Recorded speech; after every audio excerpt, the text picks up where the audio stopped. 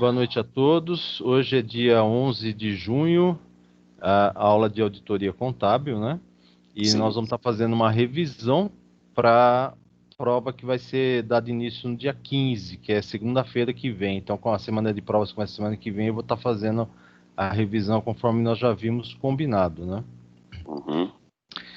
Então, olha, o que eu precisava estar falando é o seguinte, como eu já tinha dito para vocês, nós vamos estar fazendo a prova a partir da unidade 12, né? Então, 12, 13, 14, 15 e 16. A unidade 12, ela vai falar sobre procedimentos de auditoria. Então, o que são esses procedimentos, né? São os mecanismos que o auditor ele se utiliza, né, para obter evidências ou provas. Então, precisa sempre lembrar isso aí. Quando a gente fala dos procedimentos de auditoria, o auditor responsável, a equipe de auditoria, ele sempre vai estar tentando obter ou uma evidência ou uma prova para poder embasar o relatório de auditoria, para poder embasar o parecer que ele vai estar dando em relação às demonstrações financeiras, tá? Os principais procedimentos, isso aqui é importante. Então, quais são os principais procedimentos? O exame dos registros, então isso é muito importante, que é a verificação da adequação dos registros contábeis e auxiliares, sempre verificando se estão de acordo com a legislação, com as normas contábeis, de acordo com os procedimentos contábeis, se foram feitos corretamente. O exame documental, que é a análise dos principais documentos ou dos documentos comprobatórios, né, quase sempre relacionado aos registros contábeis, aos lançamentos que foram efetuados. Então o auditor vai fazer o quê? Ele vai realizar o exame, verificando se os documentos são originais, se eles são autênticos, se eles estão dentro da normalidade, né, se não tem nenhuma alteração nem nada, se aquela operação foi aprovada e se o registro foi efetuado. Então, esse é o exame documental. Conferência de cálculo é um outro procedimento. Então, o que vai acontecer? Verificar se os cálculos foram feitos de maneira correta. Então, você, quando vai fazer a auditoria, você vai fazer a conferência. Então, você vai refazer os cálculos e verificar se aqueles cálculos que a contabilidade fez estavam corretos. Outro procedimento é entrevista. Então, o que vai acontecer com as entrevistas? Você faz questões, elabora questões para tentar obter alguma informação ou detalhar alguma coisa específica que você está verificando ou esclarecer algum procedimento. E precisa lembrar sempre uma questão, uma coisa importante, né? Quando você vai fazer a entrevista, você vai fazer a pergunta para a pessoa e essa entrevista tem que ser depois escrita. Então, depois quando você é interessante gravar, né, a entrevista e depois você redige um documento fazendo a pergunta e a resposta que a pessoa deu. Então, você vai fazer pergunta e resposta e a pessoa assina, porque senão você não tem como documentar a entrevista. Mas, professor, Fala. a entrevista tem que ser com a pessoa específica que você é indicada pela empresa ou você escolhe uma pessoa lá dentro? Normalmente, quando você está fazendo o trabalho de auditoria, sempre tem alguém, vamos supor, indicado pela empresa, um responsável pela contabilidade. Então você vai falar com fulano, com a ciclana, sei lá, né? Pode ser o Uhum. contador responsável. A área financeira, você vai falar com o diretor de finanças ou gerente de finanças e assim por diante. Então, em cada área da empresa, provavelmente a empresa já indicou alguém responsável para estar atendendo a auditoria, né? E aí, normalmente, quando você precisa tá fazendo uma entrevista, são essas pessoas que você vai estar entrevistando, né? Sim, Não dá mas para se você... fazer aleatoriamente escolher a pessoa, né? Certo, mas vamos supor, eu fiz a entrevista com a pessoa da área contábil, do setor contábil, Uhum. lá, o superior da área contábil. Mas a informação que ele me deu assim não é tão plausível. Eu preciso de algo a mais. Eu posso pegar outra pessoa dentro daquela área Não para tem fazer nada que essa. impeça. Ah, tá. É isso que eu queria saber. Se eu posso, tipo Não assim, tem. eu fiz entrevista com o gerente geral da área contábil. Mas eu Uhum. quero um abaixo dele para ele me dar, ver se a situação que ele me falou é plausível, bate com as informações dele, com as informações que eu tenho no meu relatório. Sim, pode ser feito sim, não tem problema não. Ah, tá. Boa noite, Stephanie. Chegou de mansinho, eu nem percebi. Boa noite, professor. Tudo bem com o senhor? Tudo bem, e você, como é que está? Bem também. Que bom. E aí, será que vai chegar mais alunos para essa sala aqui? Não sei, eu descobri que tinha aula porque o Alex mandou, porque eu nem sabia que ia ter aula ainda hoje. Hoje e Obrigado, tchau amanhã, pra você. inclusive, viu? Hoje é É, amanhã, eu mandei pro grupo. até pelo feriado, eu achei que nem teria mais. Não, a gente está seguindo aquela questão, né? Como foi antecipado o feriado de Corpus Christi, lembra que foi da outra vez? Hoje é a revisão final, porque semana que vem já começam as provas, né? Sim, sim. Tanto que eu acho que amanhã não tem aula, né? Porque a aula de amanhã a gente já teve a prova. Ah, é verdade, é da prova de disciplina interativa, porque é blended, né? Isso. Uhum, tá, verdade. Bem interessante. Eu não sei dizer se amanhã vai ter aula, então. Mas vamos lá, vamos continuar e depois eu comento mais algumas coisas. Inspeção física, então é um outro procedimento. Inspeção física nada mais é do que você examinar a existência de bens. Então, é verificar se aqueles bens que estão relacionados ou no estoque da empresa ou no imobilizado da empresa, se eles existem realmente, se eles estão, vamos dizer assim, principalmente imobilizados, se eles existem, se eles estão funcionando, se eles estão sendo utilizados, né? E se eles estão registrados, né? Estão com a plaquetinha de imobilizado. Outra coisa que a gente tem que verificar é quando se fala de estoque. O estoque eu preciso sempre verificar se a quantidade está correta, né? Se aquele determinado material, aquela determinada mercadoria, aquele determinado produto, se ele existe realmente, se ele está na quantidade que está registrada na contabilidade e se ele está em condições de ser utilizado ou vendido. Que às vezes está lá, mas está com algum problema, o produto, a mercadoria ou o material que vai ser utilizado na produção não está adequado, né? É obsoleto, sei lá. Então, em relação ao estoque, é exatamente isso: verificar se o material que está lá, se ele não é obsoleto, se for obsoleto, ele não pode estar no estoque, certo? Se ele tiver danificado de uma maneira que ele não possa ser corrigido, né? Retificado, no caso, ele também não pode estar no estoque. E se ele tiver de uma maneira que impeça a sua utilização, né, vamos supor, está estragado, ele também não pode estar no estoque. Então isso é importante. A inspeção física é exatamente para saber quantidade, identificar se existe realmente o item, né, e se ele está em condições de uso ou em condições de venda. Basicamente é isso. E o último procedimento é circularização, que é você mandar correspondências, no caso e-mails, né? Não precisa ser carta, mais como era antigamente, mas mandar e-mails para as empresas para confirmação de saldos ou de alguma informação que dá para a gente conseguir com terceiros. Então, por exemplo, você olha lá e vê o saldo de clientes, né? Duplicatas a receber. Então, você vai pegar lá, pega alguns clientes que são relevantes, né, que tem um valor alto de saldo, né, e aí você manda o e-mail perguntando para que eles confirmem qual é o valor que eles devem para a empresa que você está auditando.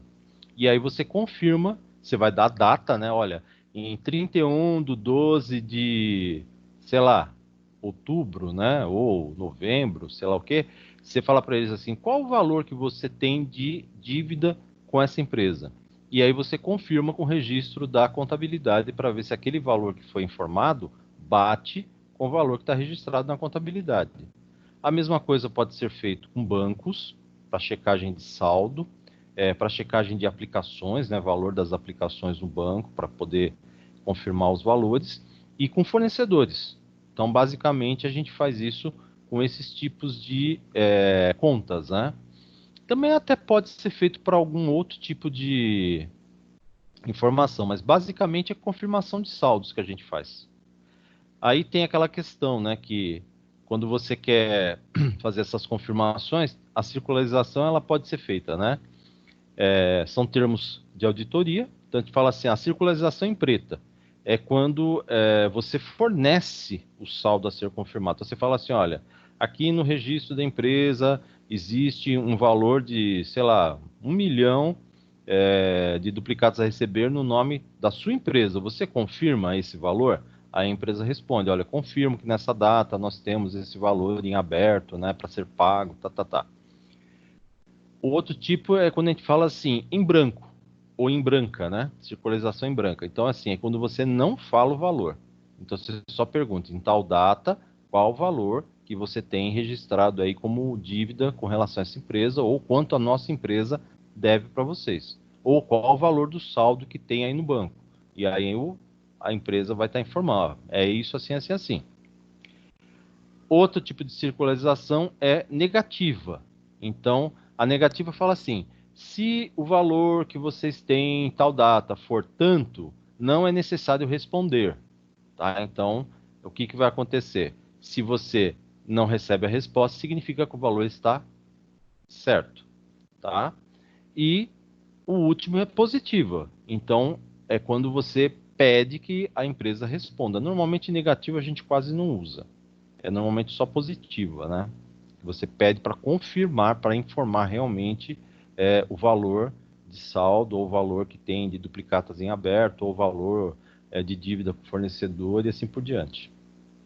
Tá? Alguns pontos interessantes que a gente precisa comentar, né? Então, observação. Quando a gente fala observação, sempre precisa lembrar, é a análise dos fatos durante a sua ocorrência. Então, você vai estar observando, mas você está analisando o que está acontecendo.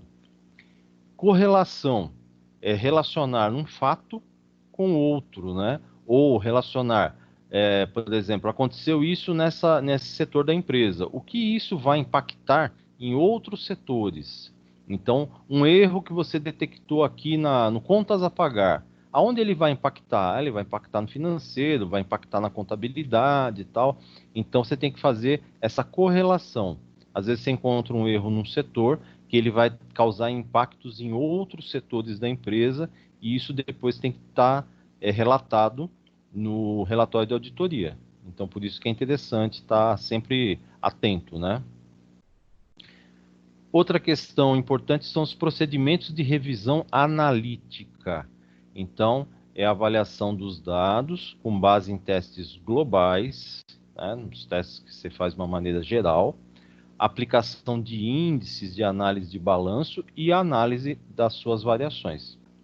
Então, quando a gente fala dos procedimentos de revisão analítica, né, sempre o auditor vai verificar se tem disponibilidade das informações, qual o nível de confiabilidade dessas informações perante a empresa, né? Qual a relevância dessas informações e se elas são possíveis de serem comparáveis com outras empresas. Então, qual o nível de comparabilidade dessas informações? Se a empresa segue todos os procedimentos contábeis, né, todas as normas contábeis brasileiras, né, internacionais, sempre o que ela vai estar informando tem nível de comparabilidade, porque ela segue um padrão, né? Então, por isso que a gente tem que estar verificando isso.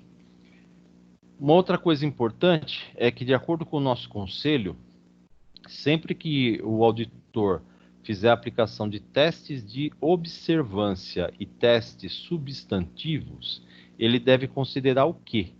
Tá? Então, isso aqui é bem importante de estar enfatizando, né? Os testes de observância, os testes significativos, eles envolvem inspeção, que é o exame dos registros, dos documentos e dos ativos tangíveis. Então, é o que mais se faz. Então, quando você fala assim, vou fazer um teste de inspeção, ou você está examinando o registro, ou documento, ou ativo. Um teste de observação. Então, você vai acompanhar um processo ou um procedimento quando ele estiver sendo feito. Então, também é bem relevante, é bem importante para você entender como funcionam as coisas dentro da empresa. Outro é investigação e confirmação, que é a obtenção de informações junto a pessoas ou entidades conhecedoras da transação, pode ser dentro ou fora da entidade. Tá? Então, quando a gente fala em investigação, realmente é investigar, né? Tentar descobrir a informação que não só do registro contábil ou das demonstrações contábeis, mas de uma outra fonte para poder confirmar aquilo que você está verificando. Outro exame é cálculo, né? Então é verificar, faz as contas, verifica se foi calculado corretamente, se foi somado corretamente, para ver se não há distorção de valores, né, nos registros contábeis ou coisa semelhante. E a revisão analítica, né, que é a verificação do comportamento de valores significativos. Aí você vai aplicar índices, quocientes, né, alguma forma de análise, que seria a análise do balanço, das demonstrações contábeis, para poder então fazer essa checagem final. Então, esses são os 5 itens, né? Seriam os procedimentos técnicos básicos relacionados à aplicação de testes de observância e substantivos. Então, isso aqui é um item importante que vocês devem estar sempre lembrando, né? Então, fechamos o capítulo 12, que nem eu falei, nós vamos estar fazendo assim uma revisão, né? Então, eu não vou ficar aprofundando muita coisa, mas assim, só mostrando para vocês algumas coisas que vocês têm que estar estando mais atentos, né? Aí nós temos o capítulo 13, vai falar de amostragem. Quando a gente fala de amostragem relacionado à auditoria, então o que a gente está dizendo? Olha, a amostragem é aplicar procedimentos de auditoria em menos de 100% dos itens que você está auditando. Então, assim, você não consegue fazer uma auditoria de 100% dos lançamentos ou dos registros contábeis. Então, você vai ter que selecionar. Para você selecionar, você tem que especificar qual é a amostra, né? Quais são os itens que você vai estar, então, verificando. E aí vem a questão da amostragem. A amostragem é um procedimento que você utiliza na auditoria. E qual o objetivo de você utilizar a amostragem? Você selecionar itens que sejam significativos ou relevantes para poder embasar a conclusão que você vai estar fazendo, a análise que você vai estar fazendo e a conclusão que você vai estar emitindo no relatório. Por isso que é importante você entender essa questão da amostragem da auditoria, né, para fazer uma amostra, né, ou para escolher uma amostra de uma forma correta. E aí nós temos aqui, né, basicamente, nós temos 2 tipos de amostragem na auditoria. Nós temos a amostragem estatística ou matemática e a amostragem não estatística. Então, basicamente, quando fala auditoria, que tipos de amostragem nós temos? Estatística e não estatística. Aí, quando você fala da amostragem estatística, você está falando, então, que você vai escolher as amostras através de técnicas de probabilidade matemática que vão garantir que aquela parcela selecionada, né, dos itens que você vai estar examinando, ela vai corresponder ao todo, a tudo que você falar. Vou selecionar algumas duplicatas. Então, aquelas duplicatas que foram selecionadas pelo método de amostragem estatística, elas têm que representar o todo da conta duplicatas a receber.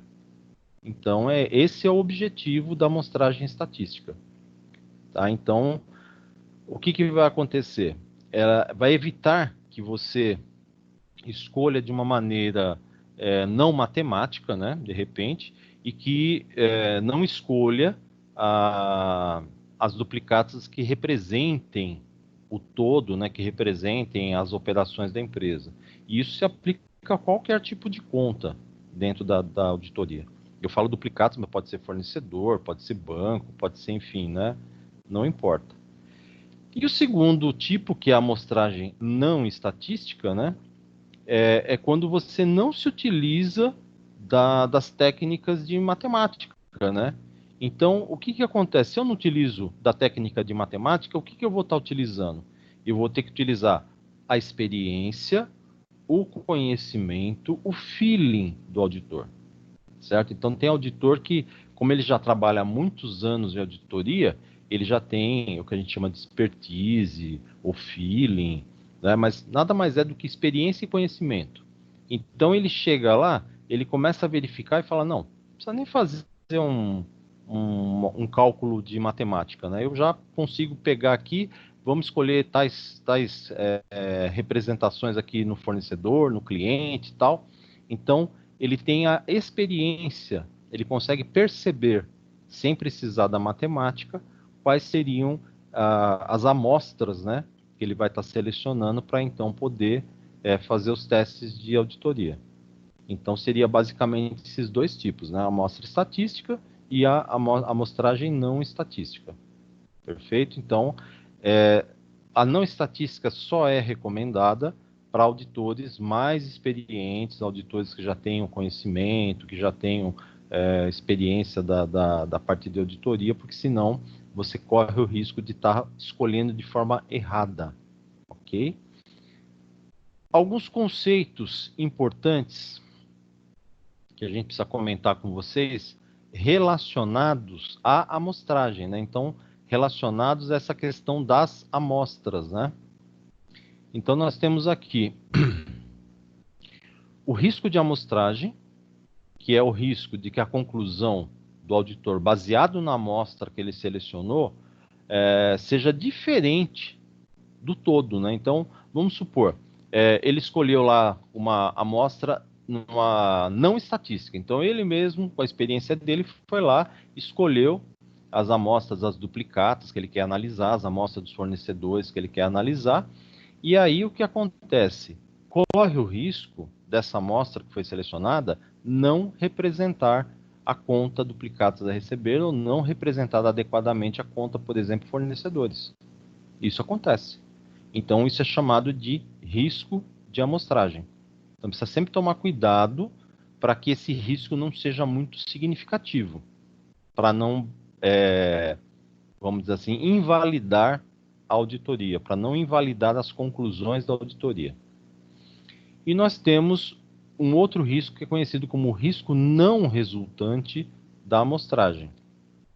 Então, ele está dizendo para nós assim, olha, esse risco não resultante da amostragem seria qualquer erro, né? Qualquer coisa que o auditor faça que não esteja relacionada à amostragem ou às amostras selecionadas, mas que possam induzi-lo a uma conclusão errada, certo? Então, é um risco que não está relacionado à amostra, mas que pode levar o auditor a uma conclusão errada, certo? Nós temos mais dois itens que é anomalia. O que é uma anomalia? Anomalia é uma distorção. Então, de repente você escolheu lá um determinado, uma movimentação bancária, por exemplo, e ela não representa a normalidade da empresa. Então, o que você está verificando não é uma coisa que aconteça normalmente. Então, a gente coloca isso como sendo uma anomalia. É algo que não represente a normalidade ou as operações corriqueiras da empresa. Perfeito? E isso acontece muito em auditoria. Você tem que estar atento, né, quando acontecer isso, né, para verificar, olha, se aquele valor que você está analisando, aquela operação, aquele lançamento, né, ele for muito relevante, aí você precisa, mesmo sendo uma anomalia, ou seja, uma distorção da normalidade, ele precisa ser analisado. Agora, se for um valor que não seja significativo, talvez seja melhor descartar e pegar uma outra amostra para poder fazer os testes de auditoria, certo? E o último item, nós estamos falando de amostra, né, amostragem, é estratificação. Então você vai pegar e dividir a população, né, ou seja, dividir, por exemplo, isso é comum de a gente fazer, né, por exemplo, bancos contra movimento. Então, vamos estratificar?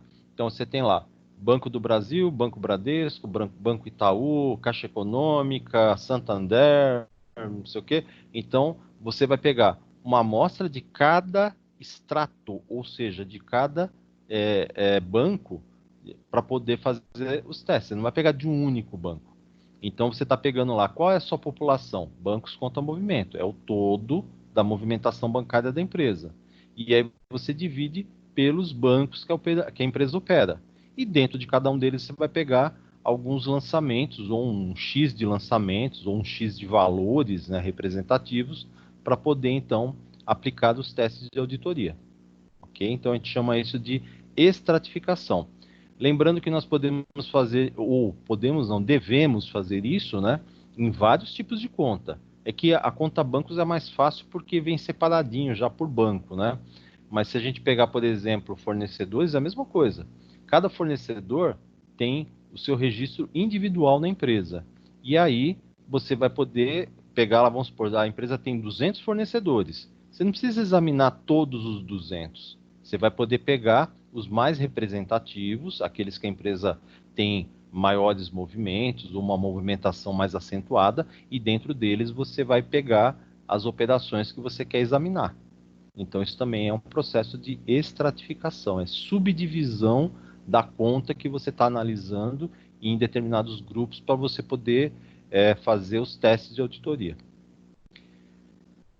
Também temos aqui, em relação à amostra, nessa questão de definição, tamanho e seleção.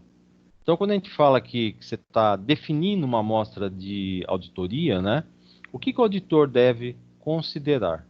Então, ele deve considerar a finalidade do procedimento de auditoria e as características da conta da qual vai ser retirada a amostra. Então, quando a gente fala população, pensa assim, na conta contábil.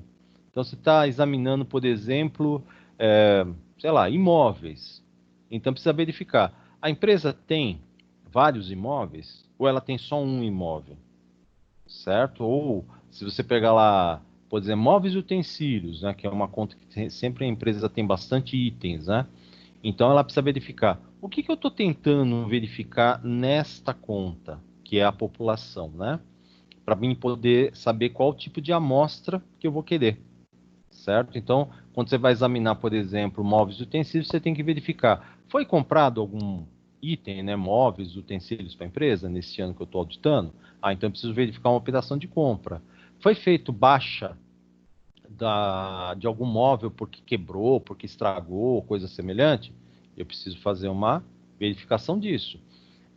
Teve algum móvel que foi baixado porque ele já estava muito velho, ou estava obsoleto, ou sei lá o quê? Então eu preciso verificar. E sempre lembrar que em todos os casos eu preciso conferir a questão da depreciação. Isso é um exemplo relacionado, então, a uma conta específica, por exemplo, móveis, né? Então, o que nós temos que lembrar? A quantidade de amostra, né, o tamanho da amostra, seria quantas operações eu vou estar verificando, elas devem ser suficientes para reduzir o risco de amostragem, que nós já até falamos do risco de amostragem, né? Então, eu tenho que pegar uma quantidade suficiente para tentar reduzir, no caso, o risco de amostragem. Perfeito?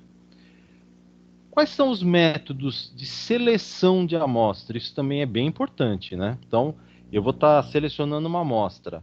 Agora, eu tenho lá os métodos.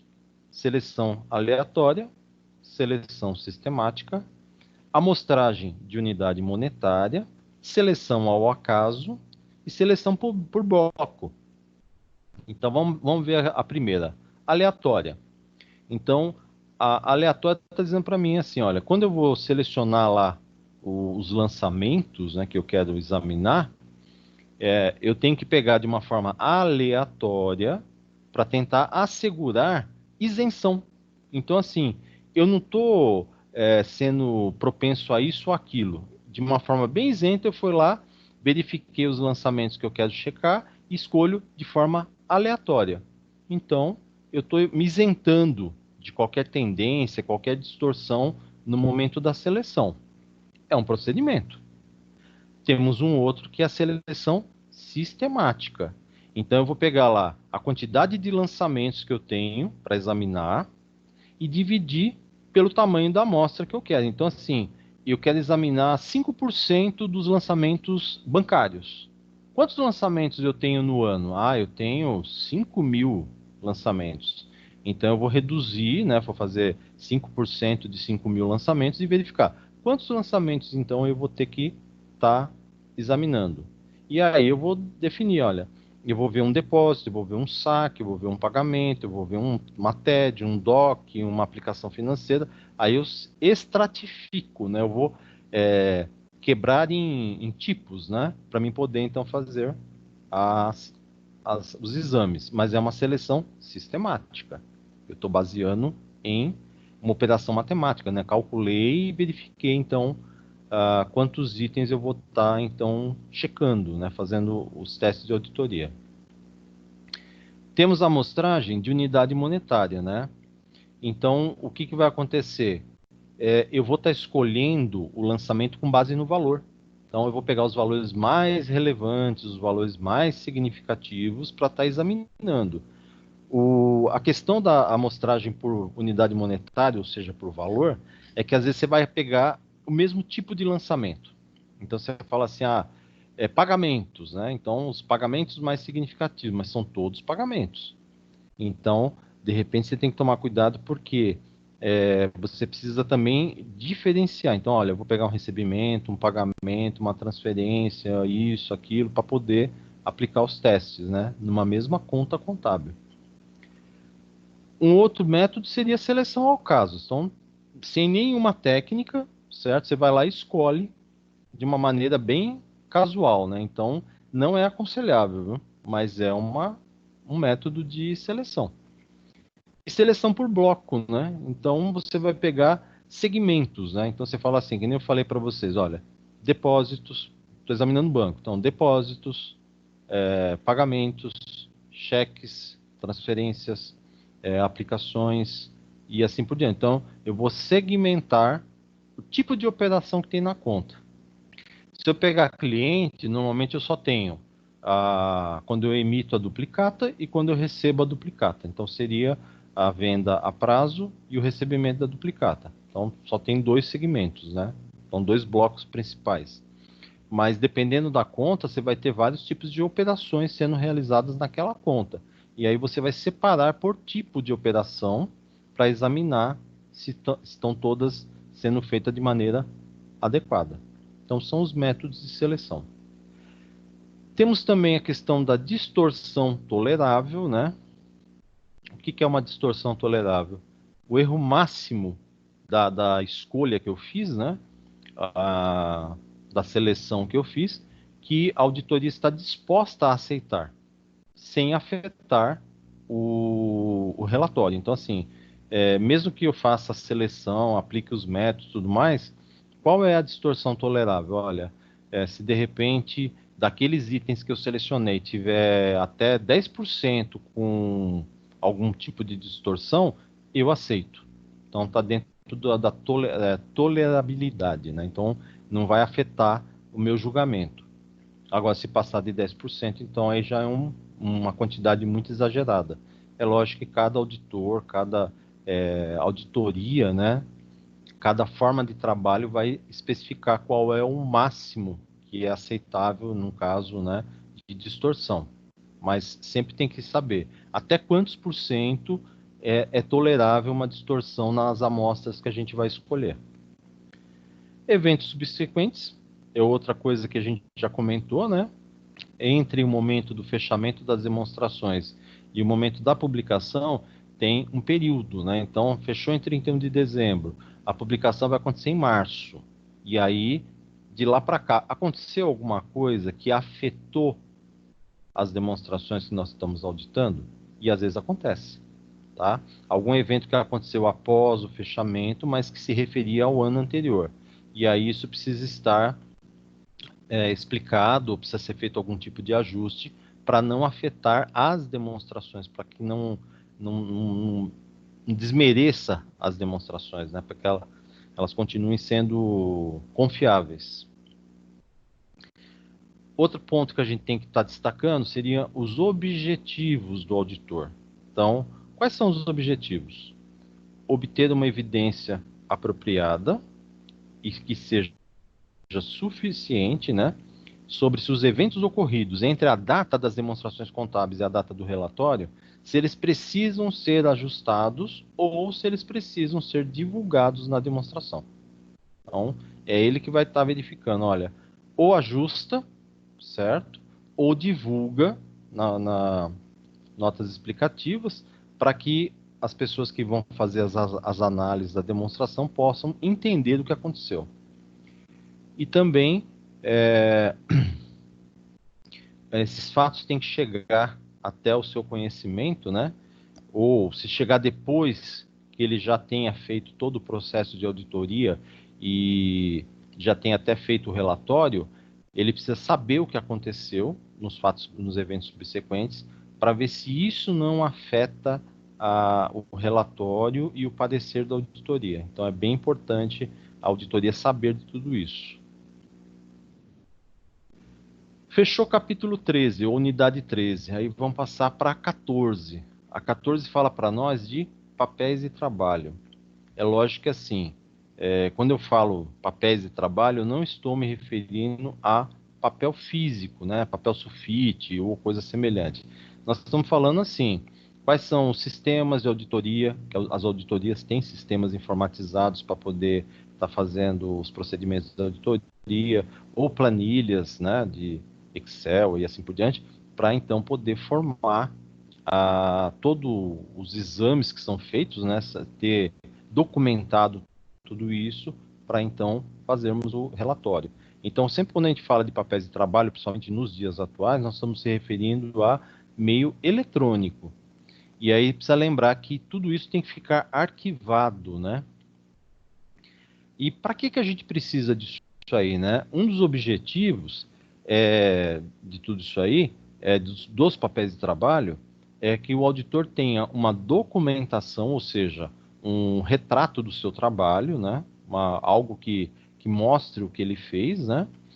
E que forneça um registro suficiente e apropriado da base que ele teve para do relatório. Então, o embasamento, ele está falando, que base que você teve para fazer este relatório? São os papéis de trabalho.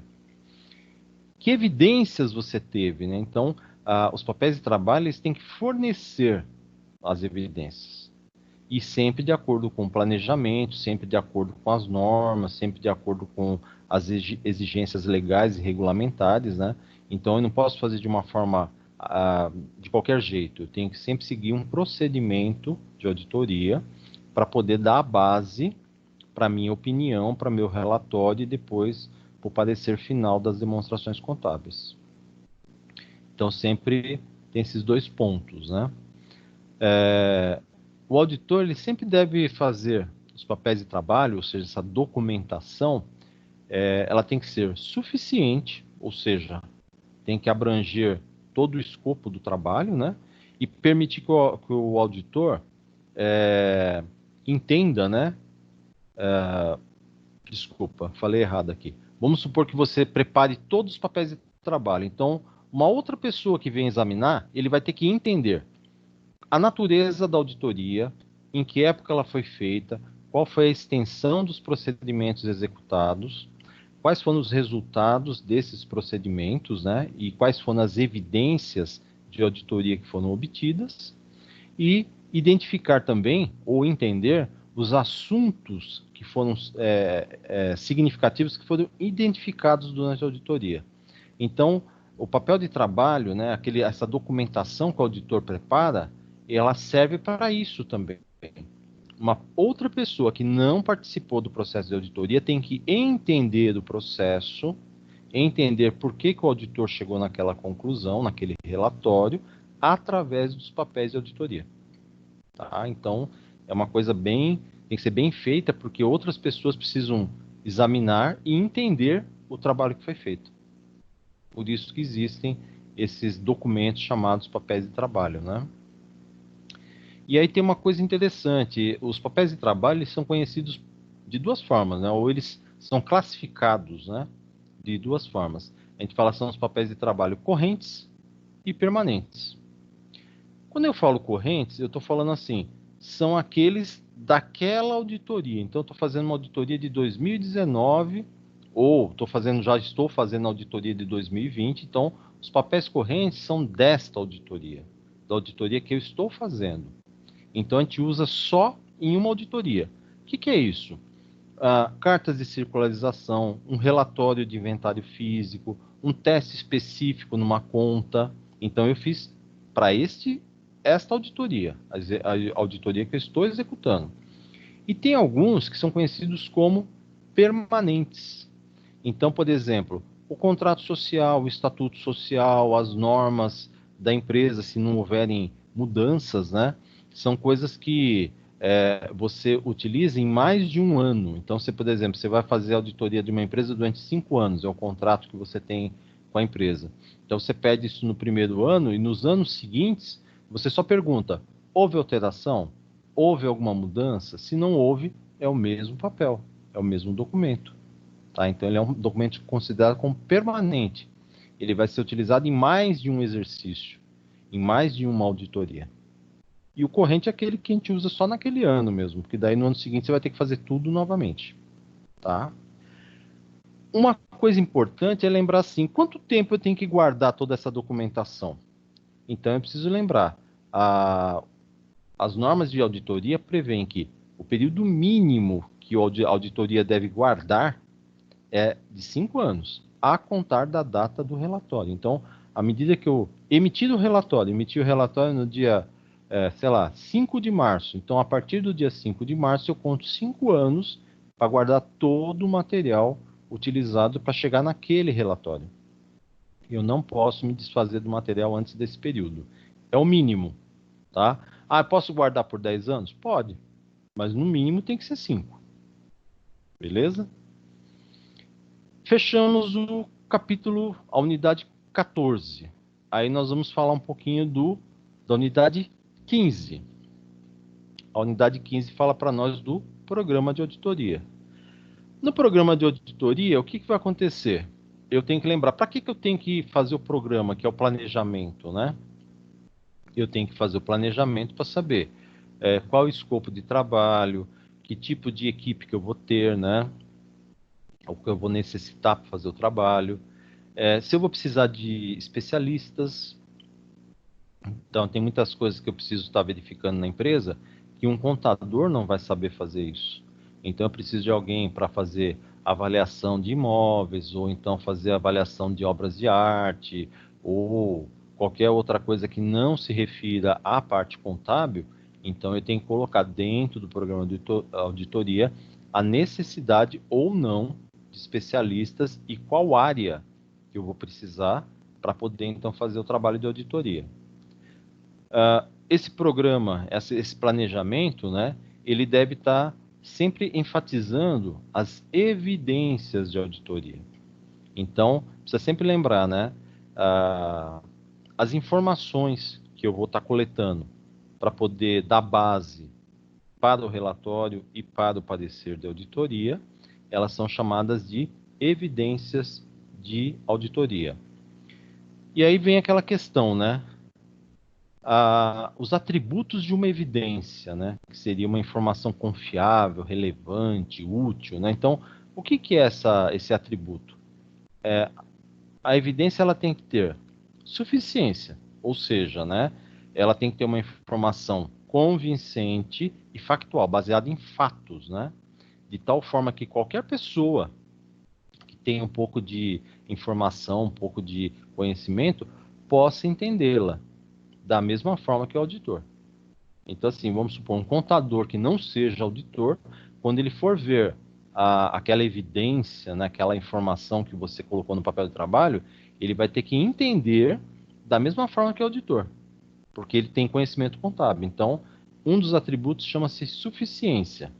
É uma informação que seja convincente, uma informação que seja factual, baseada em fatos, né? Que seja de uma forma que qualquer um que entenda de contabilidade vai conhecer aquela evidência, vai conhecer aquela informação e vai entender o que o auditor analisou ali. Então, suficiência. Segundo ponto, ou segundo atributo, é adequação. Então, precisa lembrar assim, essa informação, que ela tem que ser confiável, né? Ela tem que proporcionar a melhor evidência alcançável, sempre de acordo com as técnicas de auditoria que a gente vai estar utilizando. Perfeito? E terceiro, relevância. Ela tem que ser relevante, ou seja, ela tem que ser algo significativo, que dê suporte às conclusões e às recomendações de auditoria. Tá? Nós temos uma pequena classificação das evidências, né? Então a gente fala assim, a evidência ela pode ser física, documental, testemunhal e analítica. Física, observação de pessoas, locais ou atividade. Então, é uma evidência física. Você está ali, você está observando, fazendo um relato seu lá, né? Então, quando você fala assim, mas como assim física? Então, eu estou verificando o ativo imobilizado. Eu fui lá e verifiquei cada um dos itens constantes e tal. Você está fazendo uma observação, tá? Documental. Você está mexendo com documentos. Então, é o mais comum que tem. Então, está verificando o lançamento, você consulta a cópia do cheque, você consulta a duplicata, você consulta a nota fiscal, você consulta isso, consulta aquilo, para ver se está tudo em ordem. Testemunhal. E aí vem aquela questão, né? Quando você está fazendo entrevistas. E, conforme eu já falei, a entrevista tem que ser feita, você faz as perguntas, a pessoa responde, mas você tem que redigir isso, você tem que escrever tudo isso, para a pessoa poder depois assinar, senão não é uma evidência. Tá? Então, sempre que eu fizer uma entrevista, ou se a pessoa quiser relatar alguma coisa, tem que ser por escrito, para ficar documentado nos registros, né, nas evidências de auditoria. E a analítica é quando você faz análises, interpretações, comparações, né, isso aí, existe uma infinidade de análises que a gente pode estar fazendo, né, ou de quocientes, né, de índices, disso e daquilo, para poder, então, chegar a uma conclusão. Então, a classificação das evidências é assim, física, documental, testemunhal e analítica. Tá? Testes e procedimentos de auditoria. Então, nesse planejamento, nós temos que lembrar, né? Os procedimentos são sempre as técnicas que permitem ao auditor, né, obter as evidências ou as provas suficientes e adequadas para que ele tenha uma boa conclusão, para que ele chegue numa conclusão e relate isso através do relatório. Tá? Os procedimentos são sempre exames e investigações. É o que fazer. E os testes de auditoria, que é propriamente dito, né, o exame, a investigação, que vai dar o fundamento para o auditor no relatório. Então, o teste de auditoria é sempre aquilo que ele vai estar aplicando lá, né, como ele vai fazer, como ele vai estar examinando, para poder dar vamos dizer assim, a ideia dele, né, a conclusão que ele vai estar colocando no relatório de auditoria.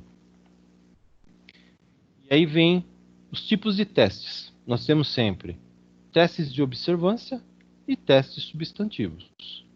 O que é um teste de observância? Então, quando você fala dos controles internos, né, você tem que saber, então, se eles estão em efetivo funcionamento e se eles estão sendo cumpridos pelos funcionários, pelos administradores da empresa, né? Então, você vai a testes de observância, ou seja, você vai observar se aquele controle que está relatado se funciona, então você vai acompanhar o controle, tá? Então, é um teste de observância. Ou se a gente pode chamar ele de teste de aderência, tá? E testes substantivos é quando você vai verificar a exatidão, a validade dos dados, alguma coisa. Então você vai fazer o quê? Um teste de transação, um teste de saldo, um procedimento de revisão analítica. Isso chama-se teste substantivo. Então são dois tipos de teste: observância, substantivo. Falamos de controle interno, né? Então é só lembrar, são os procedimentos que a empresa tem para determinadas ações, determinadas procedimentos que a empresa faça, né? E esses controles internos têm que estar redigidos, têm que estar sendo sempre passado por escrito para os funcionários, né? E eles têm que estar sempre proporcionando à empresa o quê? Se está tudo ok, o controle interno funciona, ele está sendo feito de forma correta, ele está sendo cumprido corretamente pelos funcionários, ele vai proporcionar uma maior confiabilidade nos relatórios financeiros proporcionar uma eficácia e uma eficiência das operações da empresa, e também ele vai assegurar que a empresa está fazendo tudo de acordo com as leis, de acordo com os regulamentos que são aplicáveis. Então, esses são os 3 grandes objetivos, né? Os controles internos, eles podem ser preventivos, então eles são feitos para evitar os erros, ou detectivos, eles são feitos para tentar descobrir os erros, detectar os erros, ok? Nós também dividimos o controle interno em controles internos contábeis e os administrativos. Então, quando a gente fala controle interno contábil, é aquele que está relacionado à contabilidade da empresa. Os demais a gente considera como controles internos administrativos. Beleza? Então, aqui fechamos o capítulo 15, né? Ou a unidade 15, encontro 15. E vamos para o último item, que é o parecer da auditoria. Então, assim, precisa lembrar que, além do relatório de auditoria, o que as empresas querem mesmo é o parecer do auditor, né? Então, o que vai acontecer? O objetivo do auditor, não é, em relação à auditoria, ao parecer, são 2. Então, primeiro, um dos objetivos é formar uma opinião sobre as demonstrações contábeis com base na avaliação das conclusões alcançadas pela evidência de auditoria obtida. Então, todo o trabalho de auditoria, ele vai desaguar, ele vai ter como objetivo principal proporcionar para o auditor a formação de uma opinião sobre as demonstrações contábeis, sempre baseado em evidências de auditoria, tá? E o segundo objetivo é expressar claramente essa opinião por meio do relatório por escrito. Então, isso está definido nas normas brasileiras de contabilidade relacionadas à auditoria. Então, são esses 2 grandes objetivos. Então, o relatório, ele representa o produto final dos trabalhos realizados pelo auditor independente. Eu falo, o que é o relatório? É o produto final de todo o trabalho da auditoria. O auditor deve obter uma segurança razoável, não é 100%, mas é razoável, né? De que as demonstrações contábeis como um todo estão livres de distorção relevante, independentemente se for por erro ou por fraude, né? Então, isso é uma segurança razoável. O que é uma segurança razoável? É um alto nível de segurança, mas não é a garantia de que uma auditoria conduzida de acordo com as normas de auditoria sempre vai detectar uma distorção relevante quando ela existir. Tá? Então, isso é uma segurança razoável. É como se eu dissesse assim, olha, eu utilizei todas as normas, utilizei todos os procedimentos de auditoria, utilizei todo o meu conhecimento, experiência, mas não é garantia de que está tudo 100% ok. Está dentro do nível de segurança razoável. Distorção. Nós já até comentamos isso aí, né? Distorção e distorção relevante, né? Então acho que nem precisa falar isso novamente, mas vamos lá, vai. Distorção, diferença entre o que é relatado na demonstração e o que é exigido por lei. Então, a demonstração apresenta uma coisa e a lei exige outra coisa. Tá? Então, isso é uma distorção. Precisa lembrar que a distorção, ela sempre pode ser ocasionada por um erro ou por uma fraude. O erro pode ser esquecimento, pode ser falta de atenção, pode ser distração, pode ser que você não está bem informado sobre as coisas, e assim por diante. E a distorção relevante, né? Ela vai ser assim tão significativa que ela pode influenciar as decisões econômicas daqueles que vão analisar as demonstrações contábeis. Por isso que não pode acontecer uma distorção relevante, porque ela pode causar problemas para aqueles que investem na empresa, para aqueles que pretendem investir e assim por diante. Dentro do relatório de auditoria, né, o auditor sempre vai ter que falar uma partezinha, uma comunicação com os responsáveis pela governança. Então, são os gestores da empresa, né? E qual é o objetivo dele falar isso no relatório, né? Então, os objetivos que eu me reporto, né, aos responsáveis pela governança é comunicar claramente aos responsáveis pela gestão da empresa, né, as suas responsabilidades em relação à auditoria e uma visão geral do alcance da época planejados da auditoria. Então, preciso, eu como auditor, falar para os gestores, olha, a responsabilidade de vocês durante o procedimento de auditoria é essa, nós vamos estar fazendo isso em tal período. Então, é um dos objetivos. Segundo é obter dos responsáveis pela governança, dos gestores, né, informações relevantes para a auditoria. Então, eles vão ter que designar, olha, se precisar de informação na contabilidade, fala com fulano, no financeiro com ciclano, na contas a pagar com fulano e assim por diante. Também, essa comunicação, ela tem como objetivo, né, fornecer no tempo certo, né, tempestivamente, ou seja, na data apropriada, aos responsáveis pela governança, né, as observações decorrentes da auditoria. Então, assim, depois que eu terminei o processo, eu vou ter que entregar o relatório para eles e, dependendo da situação, antes mesmo do relatório, eu já tenho que comunicar alguma coisa, se for alguma coisa muito grave, né, antes mesmo de formalizar o relatório. Então, por isso que a gente fala, tempestivamente, às vezes não dá para esperar fazer o relatório, eu tenho que, é uma coisa tão significativa que eu tenho que falar antes, sempre por escrito, tá? E promover a efetiva comunicação recíproca entre o auditor e os gestores.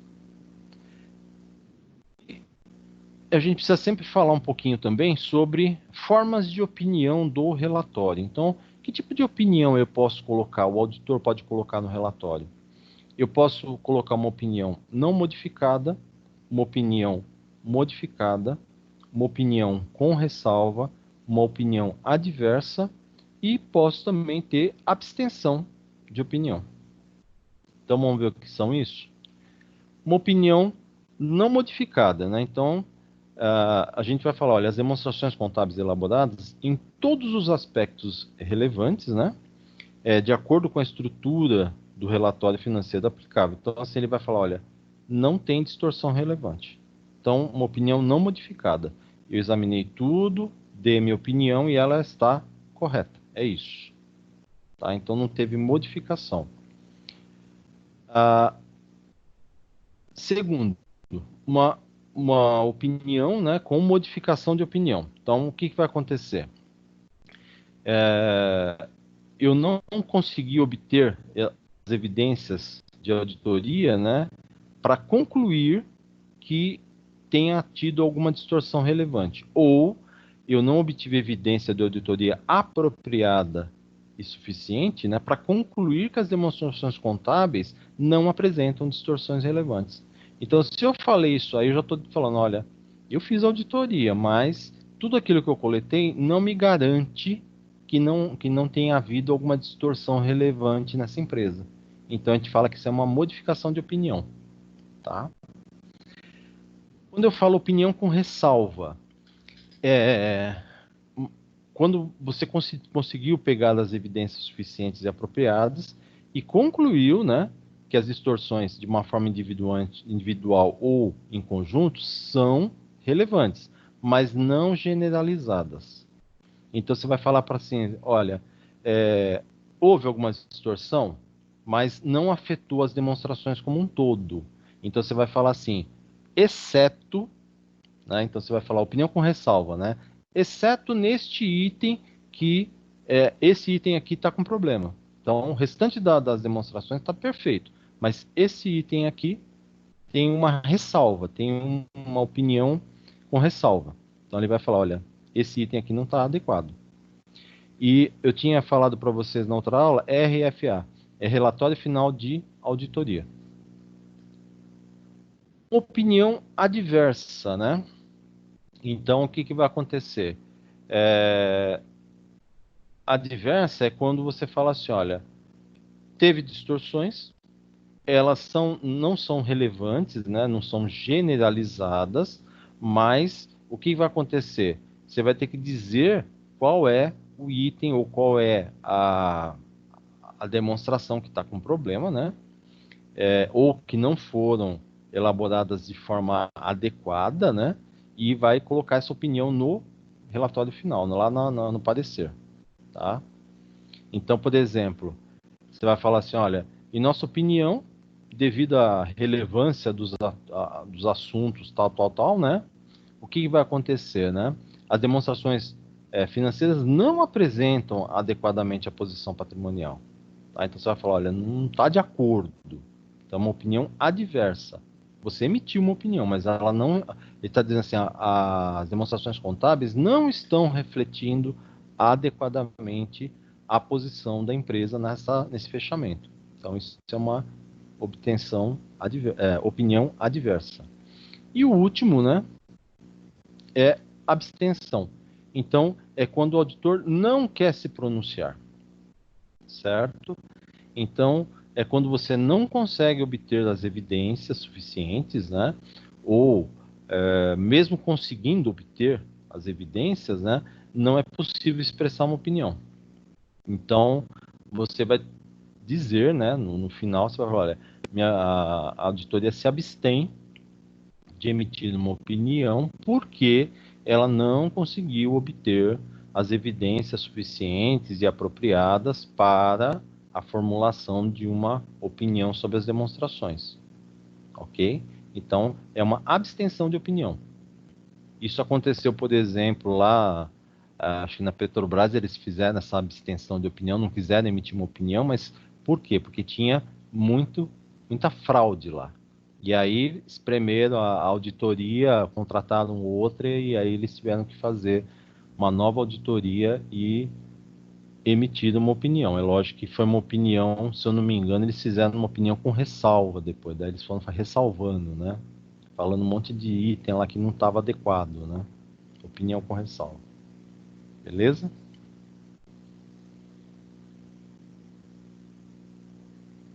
O que eu precisava lembrar vocês? Os links de prova já estão lá no AVA. É lógico que eles não vão abrir antes do dia de prova. Perfeito? Então, vocês começam a ter prova a partir de terça, né? Terça, quarta e quinta. Então, precisa lembrar, se a prova é terça-feira, a partir da 00:01 de terça, né, de segunda para terça-feira, o link já vai estar disponível e vocês já podem fazer a prova, tá? E ele encerra às 23h59 da terça-feira. E assim por diante. Depois eu vou mandar um e-mail para vocês com os links separadinho para ficar mais fácil. Perfeito? E eu acho que é isso. Comentários, dúvidas, perguntas? Creio que não, eu ia perguntar até a questão da Petrobras, mas o senhor já citou. Ah, tá, legal. Então, eu acho que é isso aí. Eu fecho os lançamentos de nota. Acho que esse final de semana eu já fecho tudo, né? Tem ainda pessoas que não me entregaram o certificado da Mastermark, mas não dá para esperar mais, que daí já começam as provas, depois eu não posso ficar lançando, né? E o restante já foi tudo lançado. O que eu preciso falar para vocês, assim, muito cuidado para fazer a prova, porque as provas valem 4.000 pontos. Então, assim, no mínimo você tem que tirar 4.000, né? Menos do que isso também não dá, né? Tem que ser 4.000, para ficar todo mundo tranquilo. São 10 questões, todas as provas são 10 questões. Então, muita atenção, muito cuidado, façam bonitinho, façam num ambiente tranquilo e tirem uma boa nota. Perfeito? Perfeito.